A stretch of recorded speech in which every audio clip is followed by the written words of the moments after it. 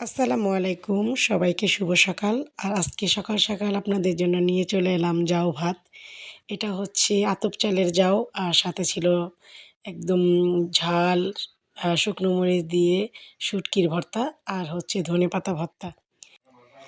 এটা আমার দাদির খুব প্রিয় একটা খাবার, আর আমারও। আমি সবসময় চিন্তা করতাম আসলে আমি জাউ ভাতটা এত কেন পছন্দ করি। আমি মনে হয় আমার দাদির মতনই হইছি। এজন্য হয়তোবা জাউ ভাতের প্রতি আমার একটা অন্যরকম নেশা। মানে আমি সারাদিনই জাউ ভাত খেতে পারবো, এরকম একটা অভ্যাস। তো যাই হোক, অনেকদিন পর জাউ ভাত খাওয়া হলো, কারণ দাদি যেহেতু এখানে এসেছে, তাই আমি আজকে রান্না করেছি। আর বিশ্বাস করেন, এটা চামচ ছাড়া মানে হাত দিয়ে খেতে যে কী পরিমাণ ভালো লাগে। তো সবসময় ট্রাই করবেন হাত দিয়ে খেতে। এটা একদম গরম ছিল, আর সাথে ঝাল ভর্তা। আর যারা আমার মতো ঝাল খেতে ভালোবাসেন বা ঝাল খেতে পারেন, তারা এইভাবে খেয়ে দেখতে পারেন, এত সুস্বাদু। তো যাই হোক, এখন আমাদের গলিতে কিছু দেশি ফল আসছে।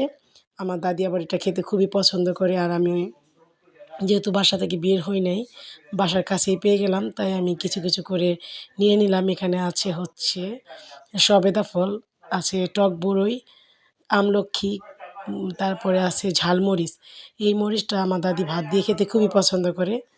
আর যাই হোক, এখানে সব কিছুই আমি অল্প অল্প করে নিয়ে নিলাম, যেহেতু এটা দেশি ফল, আর দেশি ফলের প্রতি আমার দাদির খুবই দুর্বলতা। আর এখন বাজে প্রায় ১২টার মতো। আমি আ সামনের দোকান থেকে কিছু সিঙ্গারা নিয়ে আসলাম। এটা হচ্ছে বোম্বাই মরিচের সিঙ্গারা। এটা যেমন ঝাল তেমন খেতেও সুস্বাদু। তো যাই হোক, এখন এটা খেয়ে আমি দুপুরে রান্নাবান্নার জন্য সব কিছু গুছিয়ে নেব। আর দাদিকে এই গাছ থেকে, মানে আমার ছাদ বাগান থেকে কিছু কাঁচামরিচ ছিঁড়ে এনে দিলাম। আর এই কাঁচামরিচগুলো দেখতে ছোট হলেও এমন ঝাল। তো যাই হোক, দুপুরে রান্নাবান্না শেষে আবার আপনাদের সাথে কথা হবে। আল্লাহ হাফেজ। ততক্ষণ পর্যন্ত আমাদের পাশে থাকবেন, ভালো থাকবেন।